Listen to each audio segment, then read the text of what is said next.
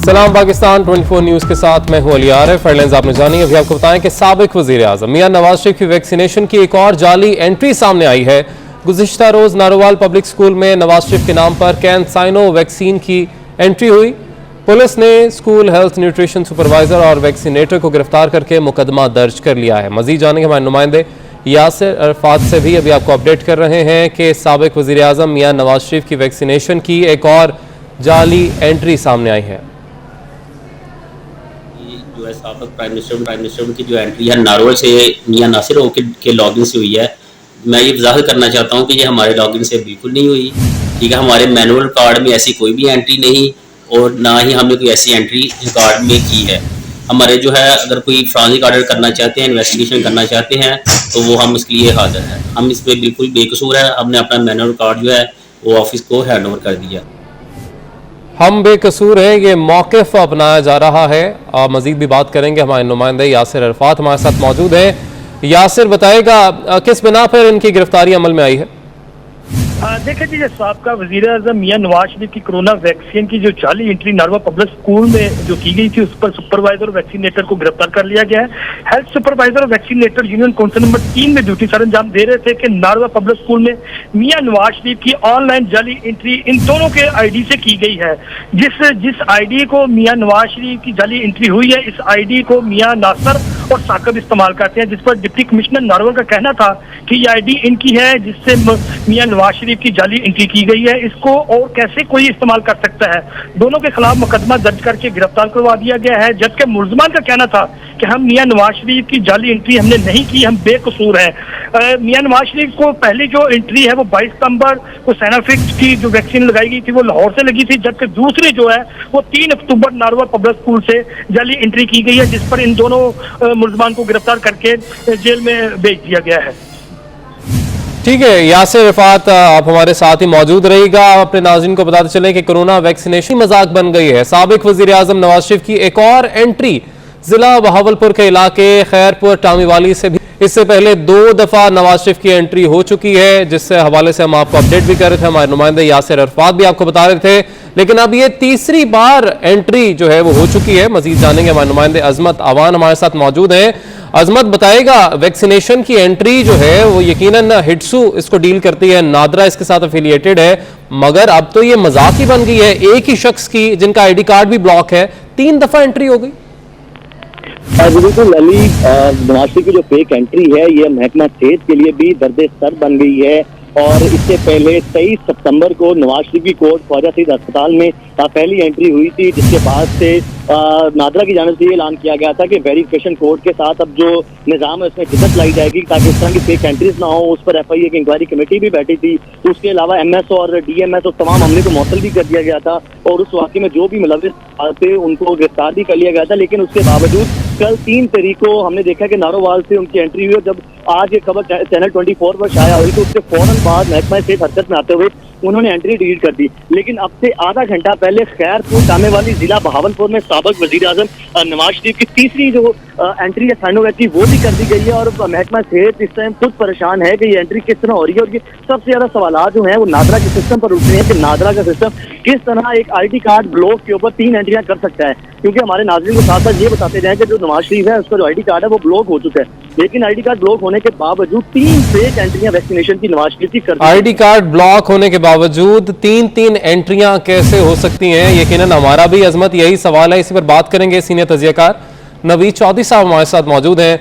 नवीद चौधरी साहब, ये जो तमाम तर सूरत हाल है आपके सामने है, जो मैकेनिज्म है नादरा का और वैक्सीनेशन के हवाले से जो सर्टिफिकेट जारी किए जा रहे हैं, एंट्री की जा रही है, इस पर तो यकीनन बहुत सारे सवालात उठेंगे। जी, मैं समझता हूँ कि बहुत ही अफसोसनाक सूरत हाल है। कोरोना चूंकि ग्लोबल इशू है और इसके हवाले से बहुत सारे लोगों ने मुल्क से बाहर भी जाना होता है और पूरी दुनिया में पाकिस्तानी आते जाते हैं। अब जो हमारा सिस्टम है वो इतने बुरे तरीके के साथ एक्सपोज हुआ है। कोर्ट ख्वाजा सईद लाहौर, नारोवाल, खैरपुर टामेवाली, और जो ये कहा जा रहा था कि इसमें ट्रांसपेरेंसी है और बहुत सारे लोग बात कर रहे थे कि जी 2000 रुपया दो और सर्टिफिकेट ले लो।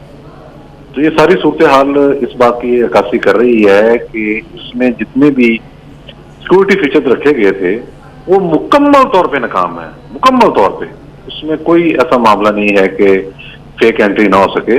तो ये सारी सूरत हाल अब किसी कार्रवाई की मुतकाजी है, इसकी खाली मजम्मत कर देना या हुकूमत की जाना चाहिए, क्या कहना चाहिए कि मैं डिलीट कर दिया, अगले महीने डिलीट कर देंगे, या नारोवाल वाले डिलीट किया तो फिर खैरपुर की भी कर देंगे, या ये इल्जाम लगाना कि इसमें कुछ ऐसी पार्टी मुलव्वस है। ये इल्जाम वाला मामला नहीं है, ये पूरा सिस्टम आपका चैलेंज हो गया है, उसकी ट्रांसपेरेंसी चैलेंज हो गई है, उसकी मुकम्मल जो कहना चाहिए गुडविल है वो इस वक्त। बिल्कुल नवीद चौधरी साहब, ये तो नवाज शरीफ साहब साबिक वजीर आजम का नाम था, इसलिए मामला इस कदर हाईलाइट हो गया। ना जाने कितनी ऐसी एंट्रियां हुई होंगी जो कि शायद कभी मंजर आम पर आई नहीं।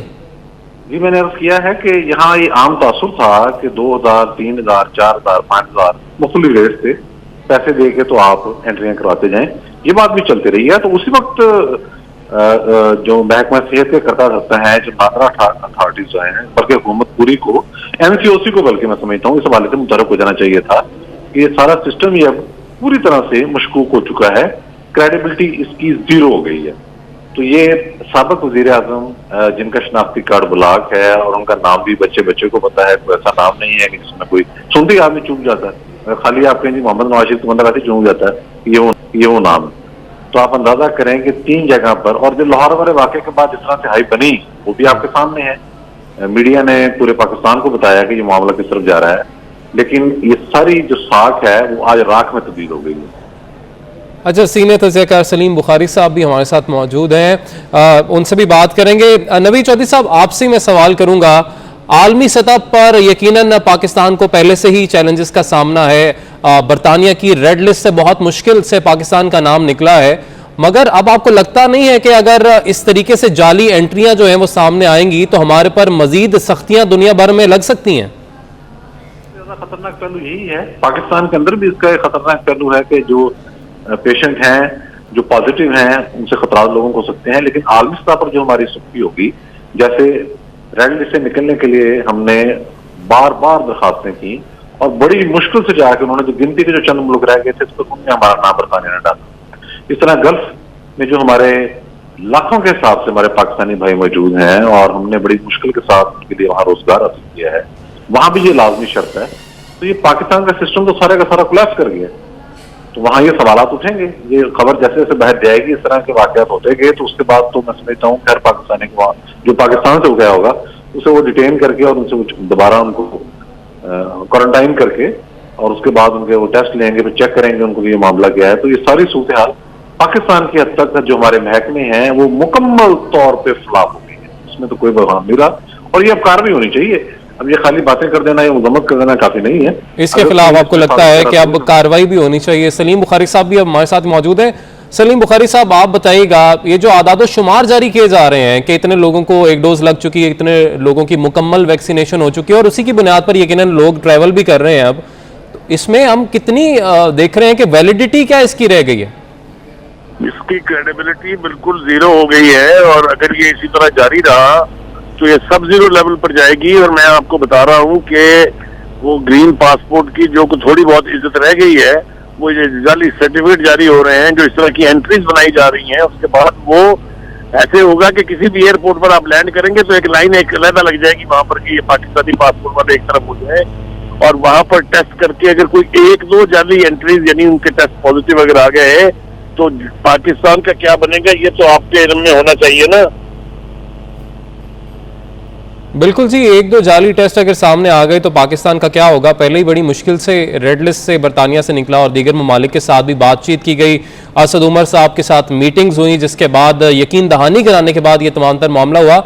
लेकिन सलीम बुखारी साहब, अभी भी ये मामलात मौजूद हैं, जिस तरह से नवीद चौधरी साहब ने जिक्र भी किया कि इतने रुपए दो और जो मर्जी वैक्सीन आप चाहते हैं उसका आपको सर्टिफिकेट मिल जाएगा, मगर अब ये सर्टिफिकेट जो है इसकी क्रेडिबिलिटी जिस तरह से आपने कहा वो कुछ नहीं रह गई है।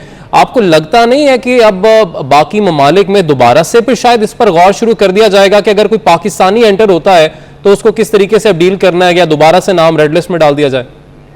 मेरे ख्याल से मैं वसूख से आपको बता सकता हूँ कि ऐसे कुछ केस पकड़े गए हैं, खुद यहाँ पर पाकिस्तानी अथॉरिटीज ने भी पकड़े हैं, कुछ बाहर भी डिटेक्ट हुए हैं। ये बिल्कुल पाकिस्तान की बदनामी का बायस तो अपनी जगह है, लेकिन ये कि कितने लोगों के कैरियर एट स्टेक आ जाएंगे वो जो स्टूडेंट्स जाके दूसरे यूनिवर्सिटियों में पढ़ते हैं, वो जो वर्क परमिट किसी ना किसी तरह लेके नौकरियां करने के लिए बाहर जाते हैं, किसी का कोई एतबार नहीं करेगा और ये मुजरमों की तरह से लाइन में लगा दिए जाएंगे।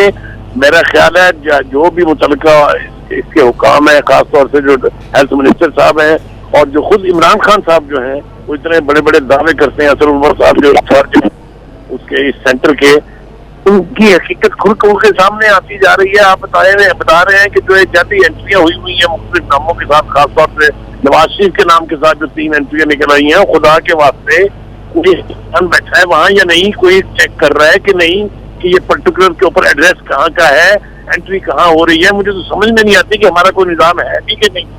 मेरे ख्याल से इसके लिए पाकिस्तान की प्रेस्टीज को बचाने के लिए एफर्ट करें। इमरान खान साहब को चाहिए कि इसको टॉप प्रायोरिटी के ऊपर डील करें, वरना मैं बता रहा हूँ खैर नहीं है। इमरान खान साहब को चाहिए कि इस मामले को टॉप प्रायोरिटी पर डील करे। सलीम बुखारी साहब इस पर अपनी राय दे रहे थे। नवीद चौधरी साहब हमारे साथ मौजूद थे। अजमत आवान हमें अपडेट कर रहे थे और साथ ही साथ यासिर अरफात ने हमें नारोवाल से अपडेट किया। आप सबका बहुत शुक्रिया।